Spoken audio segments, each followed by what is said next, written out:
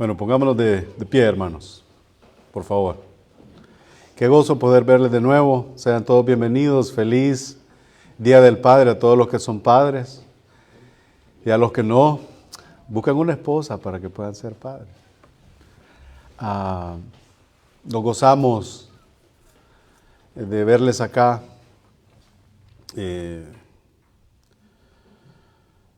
Y esperamos que sea un tiempo de beneficio para nuestra alma, ya que la Escritura dice que somos necesitados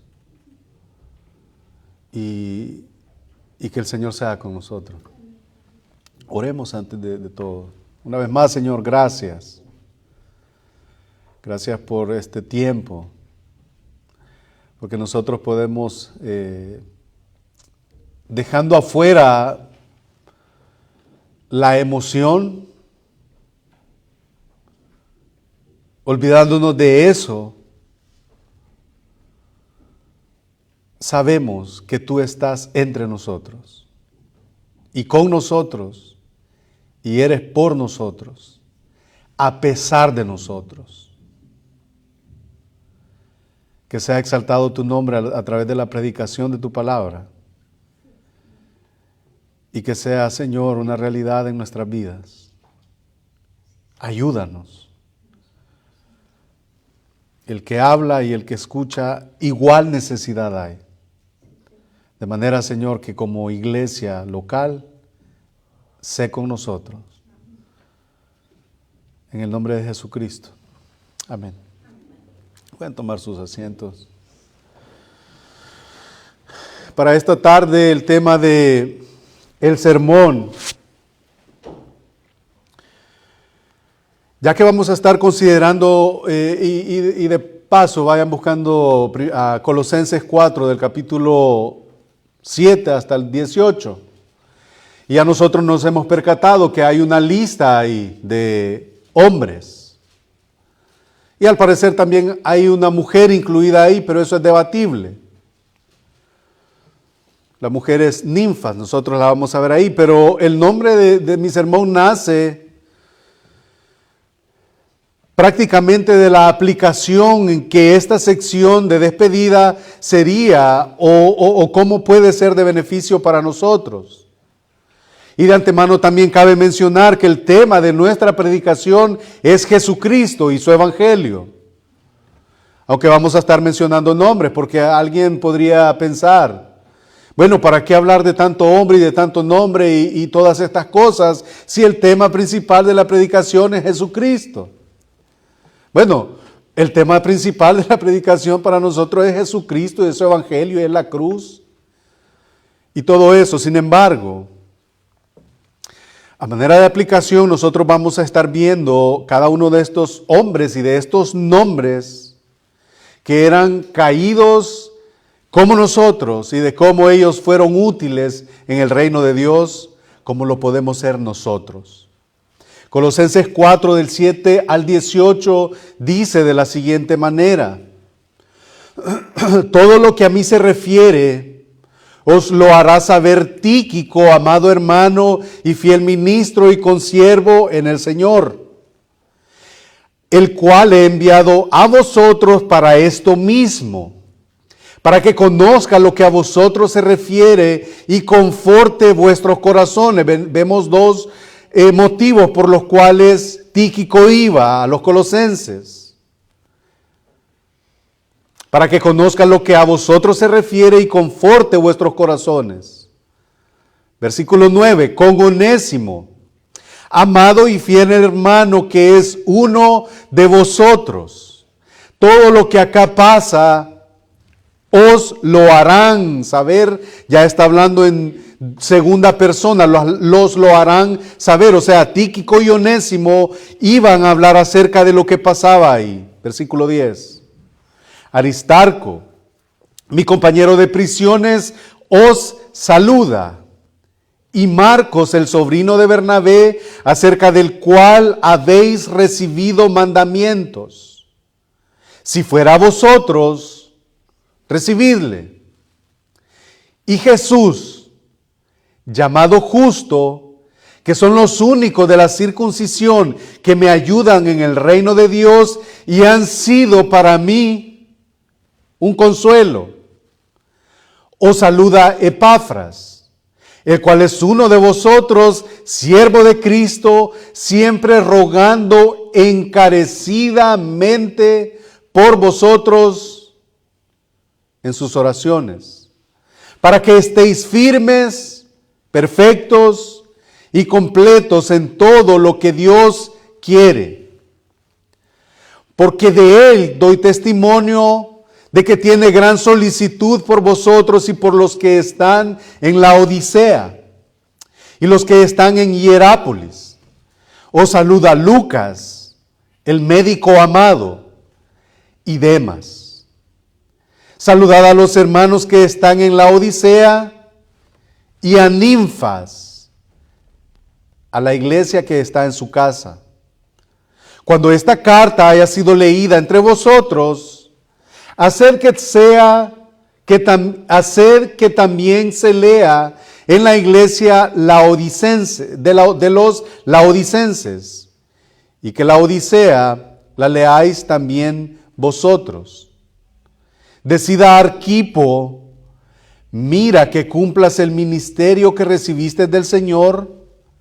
La salutación de mi propia mano, de Pablo. Acordaos de mis prisiones, la gracia sea con vosotros. Amén. Y en esta tarde, yo tengo como propósito terminar la carta a los Colosenses. Y como ya dije, va a ser, o está siendo un poquito de dos sentimientos. Uno porque pues, uno trae una secuencia. Tanto ustedes como nosotros traemos una secuencia de qué es lo que viene, y si nosotros leemos lo que leímos el domingo y nosotros damos continuidad a la lectura, nosotros ya prácticamente de alguna manera nosotros sabemos que viene el domingo, pero ahora, después de la despedida, ¿qué viene? No lo sabemos. Eso es por un lado, y por el otro lado, yo le pido a Dios que nos dirija a una carta que sea de igual de beneficio para nosotros como lo ha sido Colosenses. Mientras preparaba este sermón, yo me puse a pensar y hacía la observación y me recordaba cuando terminamos la carta a los romanos y que termina de la misma manera, dando una lista de nombres que no vemos en otras cartas. El apóstol Pablo en Colosenses y en Romanos se extiende en la despedida que da con respecto a hombres o a mujeres en estas despedidas. Por ejemplo, y decía el domingo anterior que los nombres en las despedidas en algunas cartas son solamente un par. O saluda a los que están con vosotros. En Gálatas tiene una particularidad. Ahí no menciona nombres. No hay nombres en la despedida. Y es como que todavía al apóstol Pablo no le pasa aquella impresión con la que llega a los Gálatas y les llega regañando y les llega ahí, o Gálatas insensatos, tan pronto hayáis apartado del Evangelio, y que no es que haya otro Evangelio, sino que hay muchos que os perturban y dice ahí y los empieza regañando y habla acerca de la circuncisión y habla de que se quisieron apartar del Evangelio.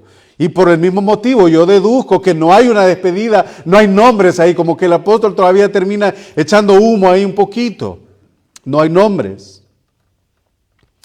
Y ese es el caso de Gálatas, pero Romanos y Colosenses, el apóstol concluye de la misma manera. Y la pregunta que me hacía era, ¿por qué mencionar tanto nombre? ¿Y por qué hablar de ellos? El nombre del sermón es, como lo dije anteriormente, y lo dice su boletín, ¿estás incluido en la lista? ¿Cómo eres descrito si estás en la lista? A través de esos nombres y el retrato del cual Pablo pone sobre cada uno de ellos, describiendo quiénes son, cómo ha sido su relación con ellos, los detalles que él da con respecto a ellos van a ser para nosotros motivo de ver cómo podemos identificarnos y cómo podemos ser motivados cuando pertenecemos a un cuerpo vivo como lo es la iglesia local.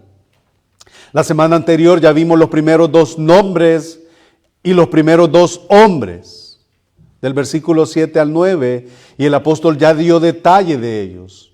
El primero era Tíquico y el segundo era Onésimo. Tíquico, por un lado, con un corazón de siervo, como le describimos la semana anterior, dispuesto a padecer con Pablo y por consiguiente por causa del evangelio.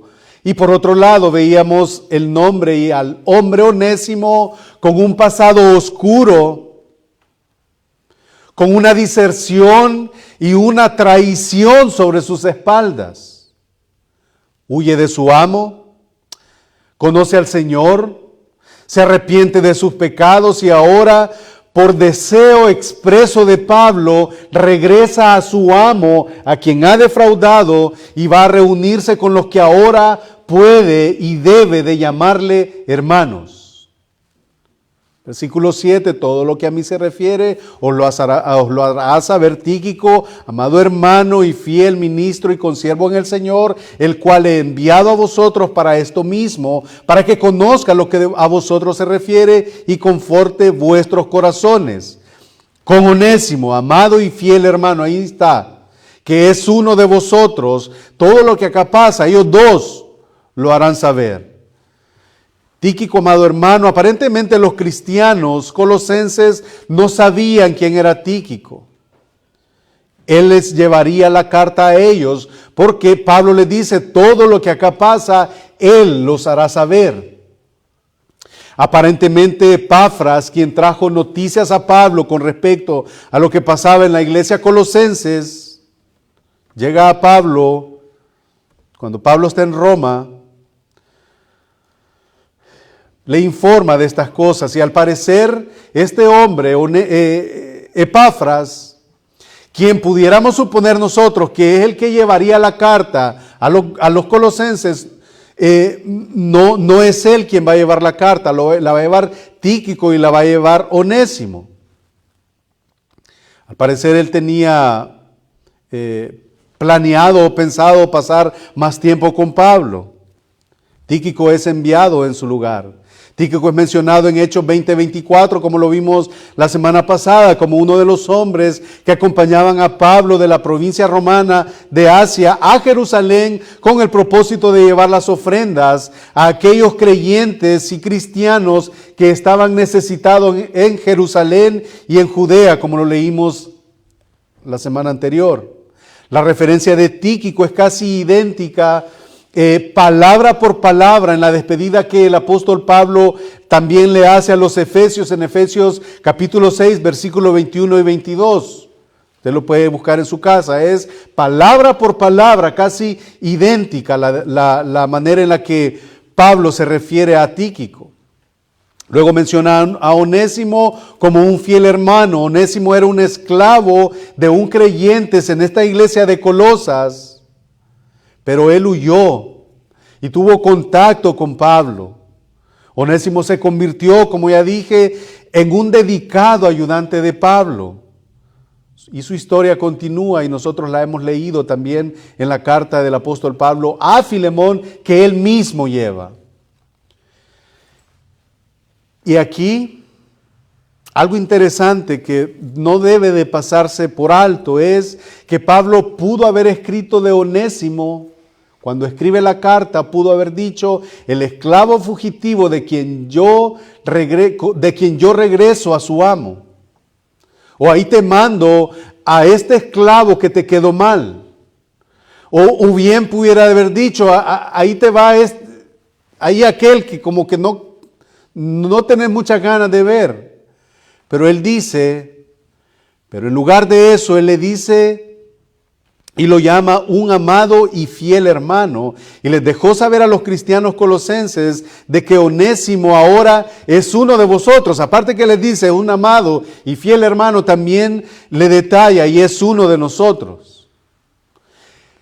En nuestra cultura, o en nuestra manera de cómo a veces nos referimos a ciertos creyentes o escuchamos a otros creyentes referirse a otros creyentes y de cómo es bien poco cómo nos consideramos a nosotros mismos, cuál hubiera sido la referencia con la cual hubiéramos escrito esta carta mandada a Filemón. ¿Cómo nosotros hubiéramos escrito esta carta mandada a Filemón, refiriéndonos a Onésimo?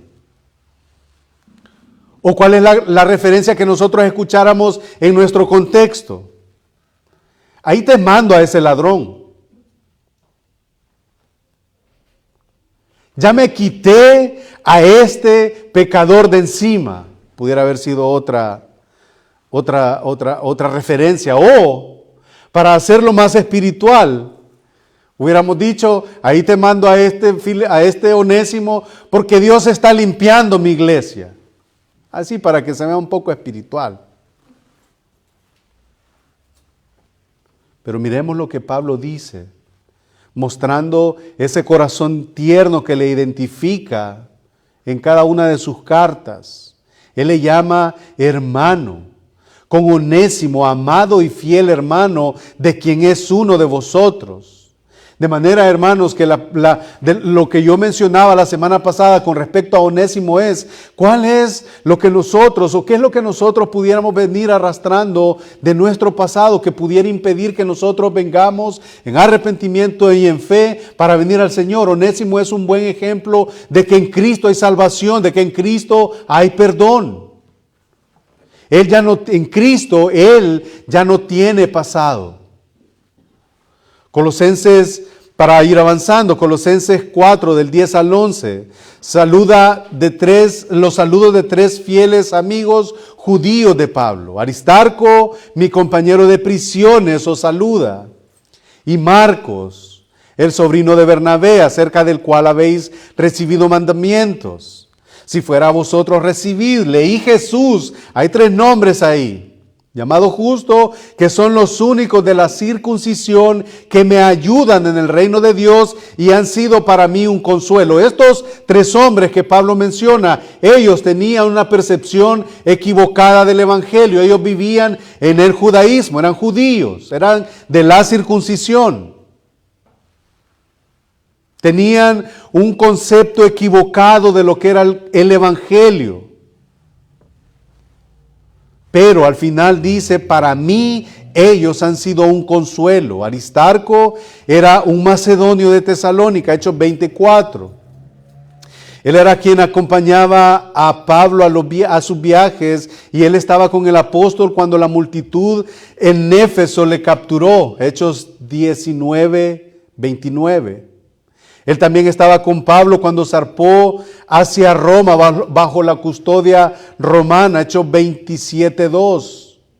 Y aquí Pablo por eso le menciona mi compañero de prisiones. Y algunos comentaristas dicen que al parecer Aristarco tenía un hábito interesante y particular de estar con Pablo en diferentes circunstancias difíciles, tiempos difíciles.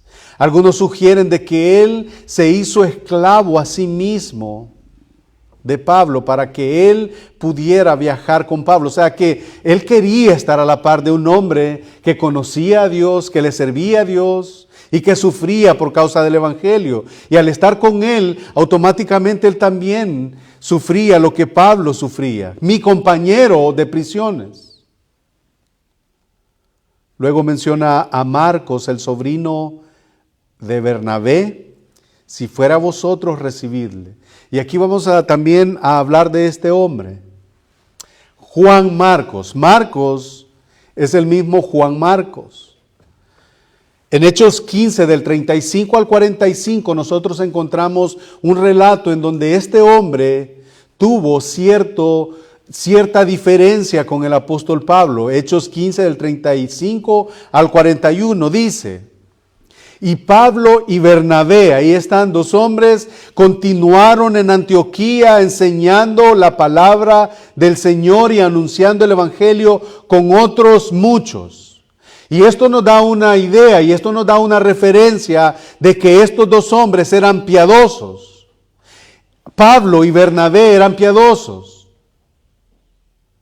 Sin embargo, ellos tuvieron una disputa no sencilla.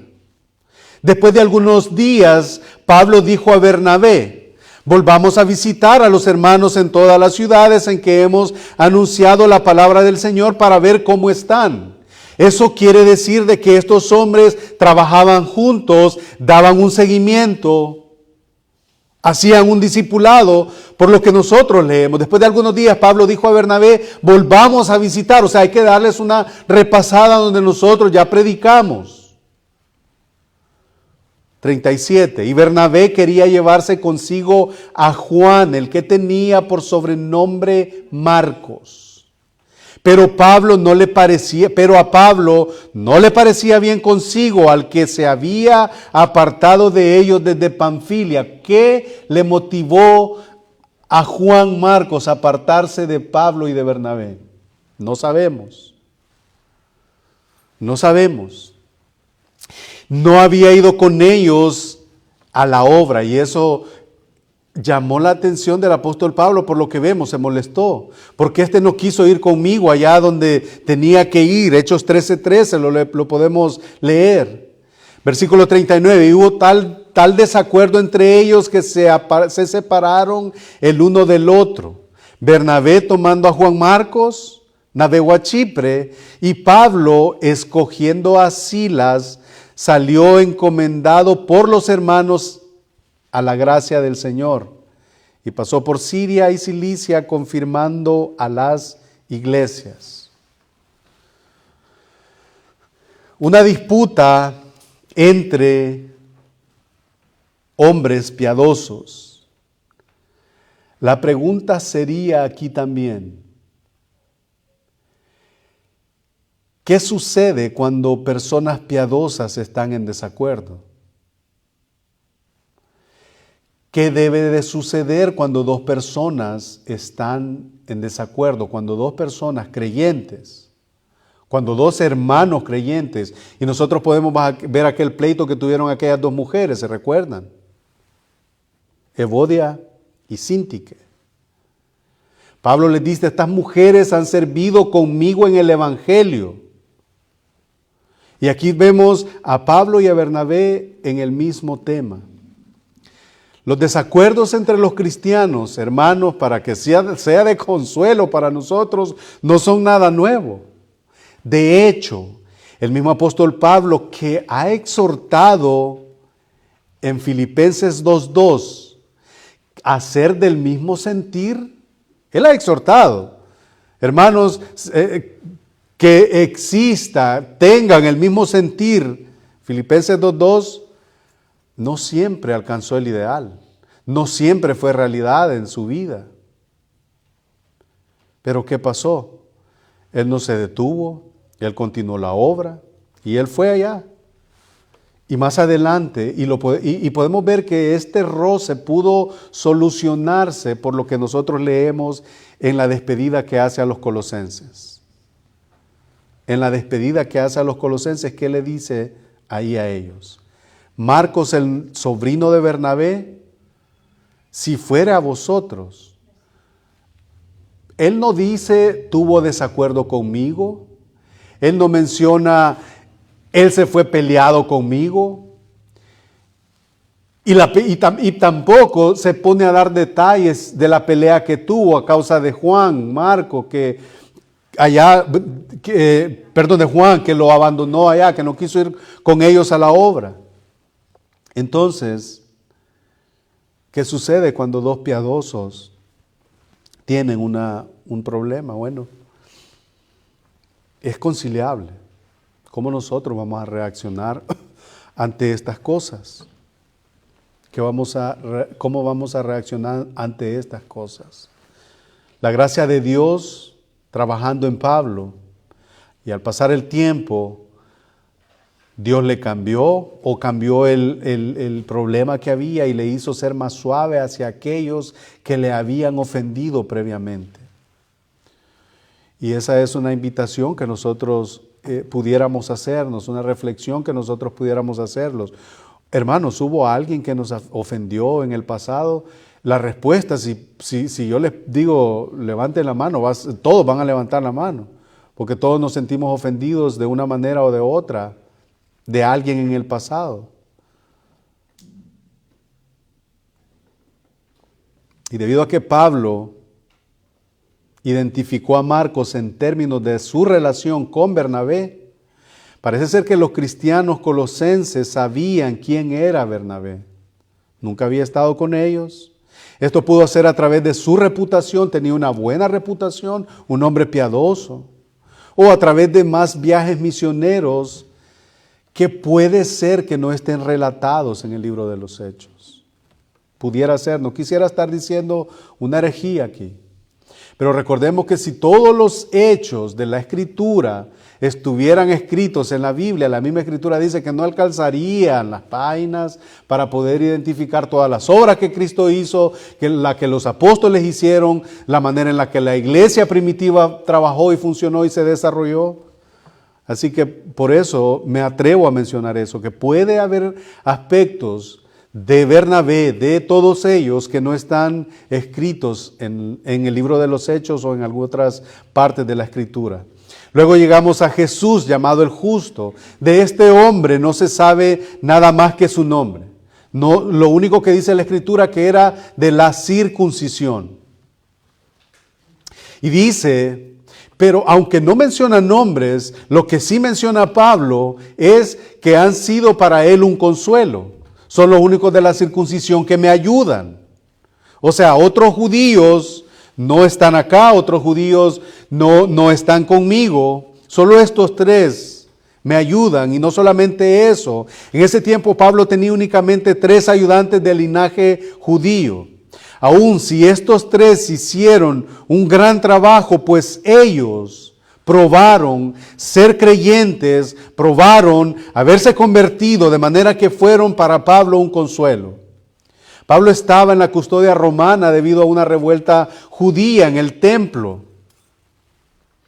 Hechos 20, del 21 al 22. Hay un escritor o un comentarista que escribe una conclusión lógica de las palabras que son los únicos de la circuncisión que me ayudaron en el reino de Dios. Y a veces nosotros pensamos, ¿por qué en alguien que suena mucho en la Escritura es Pedro? Pero Pedro no se menciona y es por lo tanto evidente de que Pedro no estaba en ese momento en Roma. Y lo menciono porque él era también de la circuncisión. Debe de ser, se debió de haber mencionado si Pedro estuviera ahí, pero no aparece en la lista. Así que debemos de suponer que él estaba en la lista de aquellos quienes predicaban a Cristo afuera, pero de una manera, lo hacían de una manera excepcional. Luego en el 4 del 12 al 13, siempre en la despedida de Colosenses, Pablo menciona a Epafras y mire nada más el retrato que da Pablo de Epafras. Os saluda Epafras, el cual es uno de vosotros, siervo de Cristo, siempre rogando encarecidamente por vosotros en sus oraciones, para que estéis perfectos, firmes, perfectos y completos en todo lo que Dios quiere. Porque de él doy testimonio de que tiene gran solicitud por vosotros y por los que están en la Odisea y los que están en Hierápolis, las ciudades vecinas de Colosenses. Y esta expresión, siempre rogando encarecidamente por vosotros en sus oraciones, eso resalta que la oración era el trabajo de Epafras. Y la oración, como lo mencionamos hace 1 o 2 semanas, es un trabajo duro. ¿Quién quiere orar?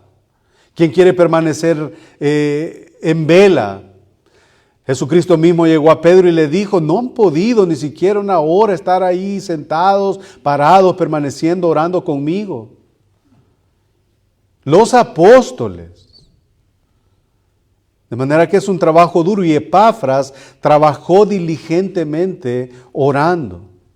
especialmente al saber de los peligros que la iglesia colosenses se veía amenazada, las falsas enseñanzas de Colosas. Y nosotros podemos retroceder un poquito. ¿Y cuáles eran las falsas enseñanzas? Era el misticismo. ¿Otro? Era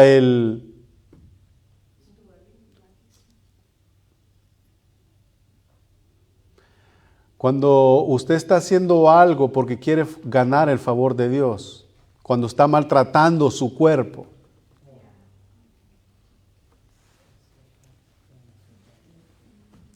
Ascetismo. Entonces, nosotros vimos que estos tres aspectos se querían introducir a la iglesia de Colosas. De paso, hermanos, yo voy a hacer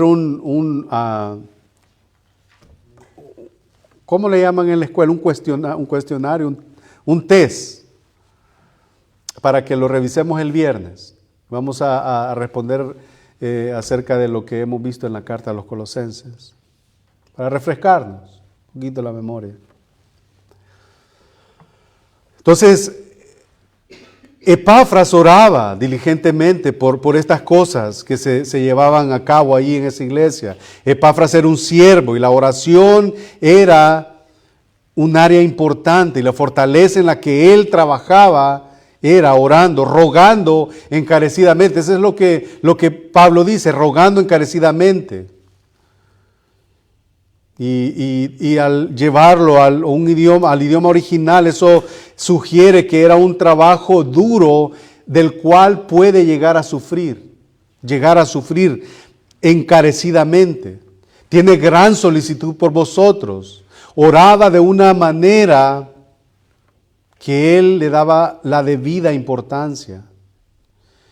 Y si a él le faltara la solicitud o el celo, él ciertamente estaría falto de oración si eso faltara en la vida de Epafras. Y el apóstol lo menciona bien fuertemente ahí. Os saluda Lucas, el médico amado, y Demas. Lucas, si nosotros leemos el registro de su evangelio, Lucas 1:1, él tiene una manera bien técnica de expresar las enfermedades de la gente. El autor humano del Evangelio de Lucas y el libro de los Hechos era un médico. También vemos que sus trabajos están escritos con una mente bien analítica y bien científica, y eso es a lo que yo me refiero en Lucas 1, del 1 al 4, solo para que vean de lo que estamos hablando. Lucas, la mente de Lucas, cómo él miraba las cosas y cómo él dirigía las cosas. Miren lo que dice: puesto que ya muchos han tratado de poner en orden la historia de las cosas que entre nosotros han sido ciertísimas, eso dice Lucas 1:1. Tal como nos lo enseñaron lo que desde el principio lo vieron con sus ojos y fueron ministros de la palabra. Tiene una manera de escribir muy elocuente y muy técnica. Tal como nos lo enseñaron los que desde el principio lo vieron con sus ojos y fueron ministros de la palabra, dice Lucas, me ha parecido también a mí, después de haber investigado con diligencia todas las cosas desde su origen, escribírtelas por orden, oh excelentísimo Teófilo, para que conozcas bien la verdad de las cosas en las cuales has sido instruido. Es muy, muy técnico. Y esa tecnicidad da también como resultado, o arroja como resultado, cómo Pablo lo identifica: un médico, un hombre preparado. Un hombre preparado. O también cuando da un diagnóstico, Lucas 4:38 da un diagnóstico de un enfermo, y Lucas 8:43 da otra pista de esto. Lucas 8:43, Lucas 8:43. Pero una mujer que padecía de flujo de sangre desde hacía 12 años, o sea, él conoce, él sabe lo que está hablando, pero una mujer que padecía de flujo de sangre desde hacía 12 años y que había gastado en médicos todo cuanto tenía y por ninguno había podido ser curada. Ahí está, él es un médico. Ahí está con Pablo en la cárcel. Os saluda Lucas, el médico amado.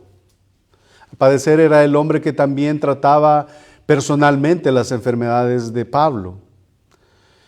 Y es lo que el nombre que aparece después es un poquito triste y que también tiene que llevarnos a la reflexión. Os saluda Lucas, el médico amado, y Demas. Ahí está. Y Demas. Y Demas. Aquí no se menciona nada positivo, no se menciona nada negativo, no es mencionado ni siquiera como un colaborador de él, simplemente os saluda Demas. Segunda de Timoteo 4:10. Pablo menciona que Demas había desertado. Y su deserción no fue porque se enfermó. Su deserción no fue porque tenía que atender a su familia. Su deserción no fue porque por otra cosa más que. ¿Cuál fue la razón? Segunda de Timoteo 4:10.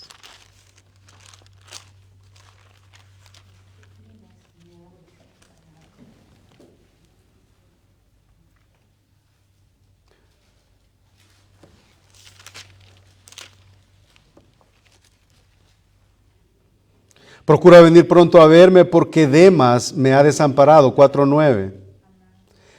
Amando este mundo y se ha ido a Tesalónica, una ciudad que parecía Las Vegas, una ciudad en donde había mucho movimiento, una ciudad muy próspera. Y Demas se vio tentado a irse para allá amando más a este mundo. Y solo miramos que ahí dice, os saluda Lucas el médico amado y Demas. No se menciona nada más de él. En Filemón 1:24 él es mencionado como uno de los colaboradores de Pablo, pero en la última mención de él, en 2 de Timoteo 4:10, Pablo menciona que Demas había desertado amando a este mundo y de que él había partido a Tesalónica. Seguramente aquí tenemos las líneas de un estudio de generación perdida de entusiasmo y de una fe fallida. De una fe fallida. La fe de Demas, ¿será que fue fallida?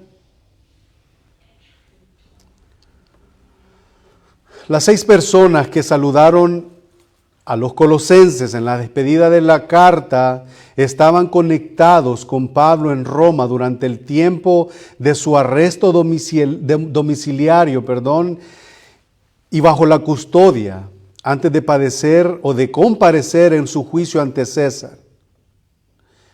Esto muestra que durante estas prisiones,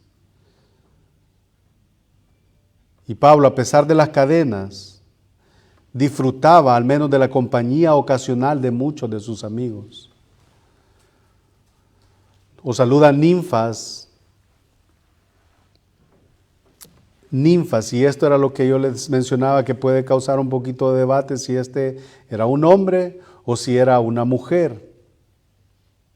Ninfas, ha habido un considerable debate acerca de que si Pablo se estaba refiriendo a un hombre o a una mujer a causa de este nombre. Y algunos han mencionado que se ha gastado mucha tinta tratando de averiguar si este era un hombre o una mujer, pero lo que sí sabemos que este hombre o esta mujer, algunos apuntan más que era una mujer. Y que Pablo dice que los saluda Ninfas, la iglesia que está en su casa. No importa si era hombre, si era mujer, esta persona tenía ahí creyentes en su hogar. Era parte del reino. Era parte del reino. Al no tener edificios propios, la iglesia primitiva se reunía en las casas, como nosotros ya lo sabemos. Y debido a que pocas casas eran grandes y podían recibir a tanta gente, solo gente que tenía posibilidades, como Filemón, podía tener a la iglesia en su casa, a los hermanos en su casa, y Ninfas era uno de ellos o de ellas. Cuando esta carta haya sido leída entre vosotros, haced que también se lea en la iglesia de los laodicenses, y que la de la Odisea la leáis también vosotros. Cuando esta carta haya sido leída entre vosotros, dice Pablo, cuando Pablo y otros apóstoles escribían cartas a las cartas eran simplemente leídas públicamente en las congregaciones. Era una manera en la que el apóstol Pablo enseñaba a esa iglesia, aun cuando él no podía ir personalmente. Lean esta carta, ahí mando mis saludes, ahí mando mis oraciones, ahí mando mi motivo de gratitud por lo que ustedes están haciendo por causa de Cristo y del Evangelio. Haced que también la lea los de la Odisea, y era la práctica general la de distribuir las cartas apostólicas entre las iglesias, especialmente aquellas que estaban cerca de una ciudad o de otra. Indudablemente, aquí tenemos la razón principal de la preservación de las cartas de Pablo. Esto nos ayuda a entender el cómo y el por qué las cartas han sido copiadas casi inmediatamente, y de cómo los pequeños errores en copiar los manuscritos pudieran venir de una fecha temprana. Y eso es ya como un detalle con respecto a las cartas. Una palabra especial para Arquipo, ya para ir terminando. Mira que cumplas el ministerio que recibiste del Señor. Decida Arquipo, y esta palabra especial para Arquipo es de interés especial. Decida Arquipo. Pablo escribió otra frase corta con respecto a Arquipo en otra carta. Se la escribió también a Filemón. Arquipo, nuestro compañero de milicia, a la iglesia que está en tu casa, Filemón 1:1. Y esta mención en Filemón 1:1 hace creer a algunas personas de que él era el hijo de Filemón, Arquipo, ya que él es mencionado en el contexto y la esposa también de Filemón, que es Apia, y de su casa, la iglesia que está en tu casa, también muestra de que Pablo tenía un alto concepto de Arquipo y lo valoraba como un asociado a la obra de Dios, nuestro compañero de milicia, y a él le dice: cumple tu ministerio.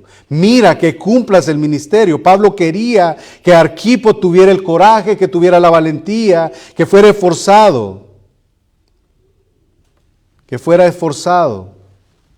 Él pidió que se le diera ánimo a Arquipo. Como le dice Pablo a Timoteo, cumple tu ministerio. También se lo dice a Arquipo: mira que cumplas el ministerio. Mira que cumplas el ministerio. La salutación de mi propia mano, acordaos de mis prisiones. La salutación de mi propia mano, esa era la costumbre en aquellos días.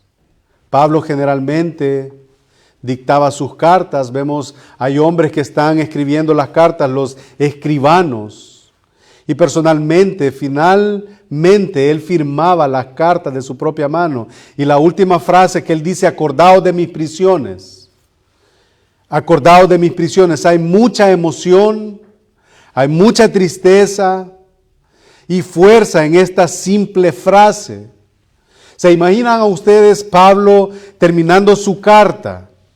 Y él nada más acordándose de sus hermanos, las causas por las cuales él les escribe, la biografía que da de sus hermanos.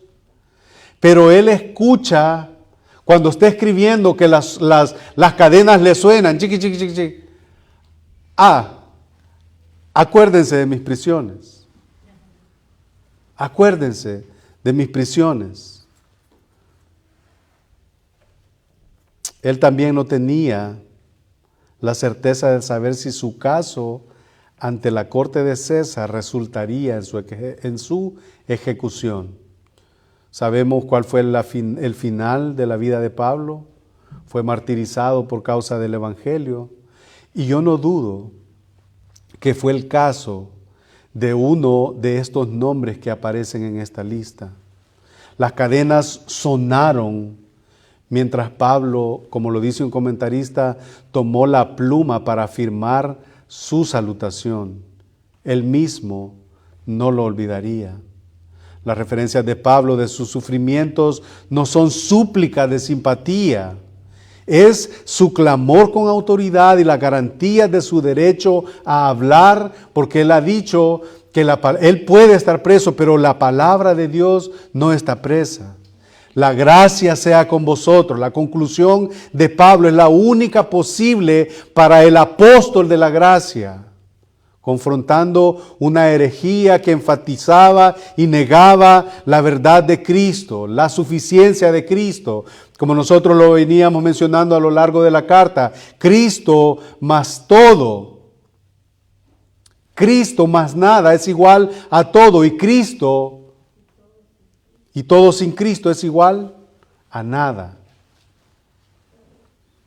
Aparte de la doctrina que aprendimos en los 2 primeros capítulos con respecto a la deidad de Cristo, aparte de la parte práctica y de la vida diaria que nosotros vimos en los siguientes 2 capítulos, ¿cómo podemos aplicar en nuestras vidas las características que el apóstol menciona con respecto a estos nombres y a estos hombres? Tíquico, un corazón de siervo, dispuesto, no le importaba si a Pablo le decían, te esperan prisiones, Tíquico estuvo ahí. Onésimo, con un pasado negativo. Aristarco, compañero de prisiones. Juan Marcos, aquel que por quien yo tuve problemas, dice Pablo, si va con de ustedes, recíbanle, salúdanle, ámenle. Jesús, llamado justo. Epafras, el que siempre ha estado orando por ustedes, colosenses, y lo ha hecho hasta el término de sufrir. Arquipo, aquel que se le ha encargado un ministerio. Miren que lo cumpla. Díganle que le cumpla el ministerio. ¿Cómo estas cosas entonces a nosotros nos ayuda para poder cerrar la carta de Colosenses? ¿Seremos dignos de estar en la lista?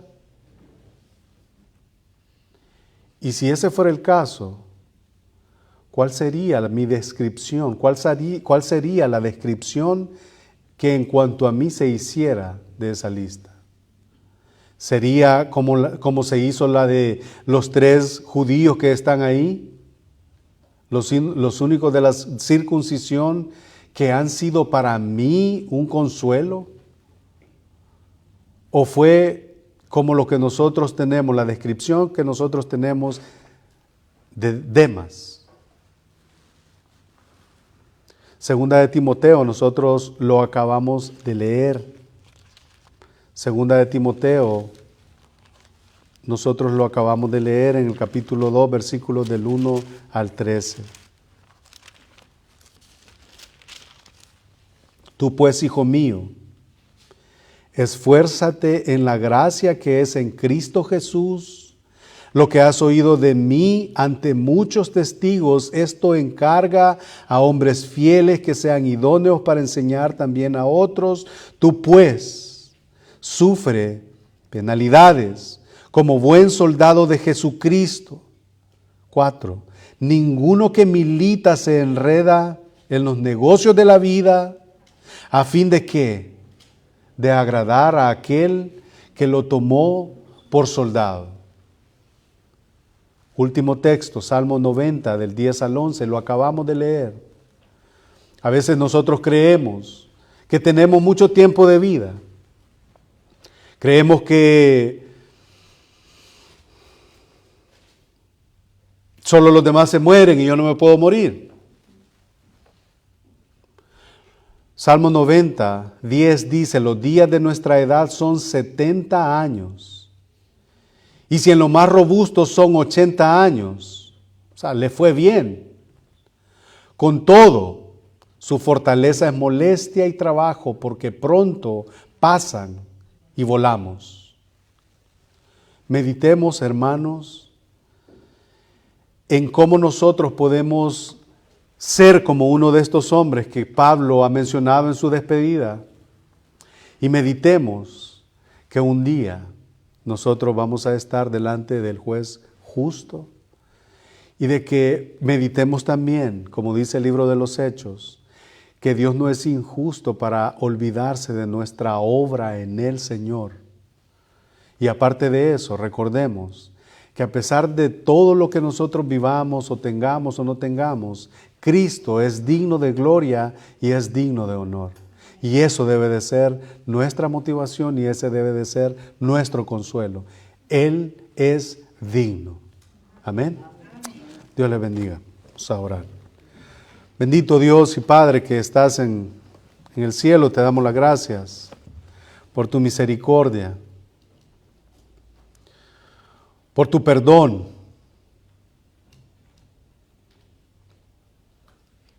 por tu consuelo. Gracias, Señor, porque nos has permitido a lo largo de 6 meses, meditar en esta carta del apóstol Pablo a los colosenses y hemos aprendido, Señor, que tú no eres una emanación ahí de cualquier cosa. Tú eres el Rey soberano y que por ti subsisten todas las cosas. Eres nuestro Salvador, quien fue a la cruz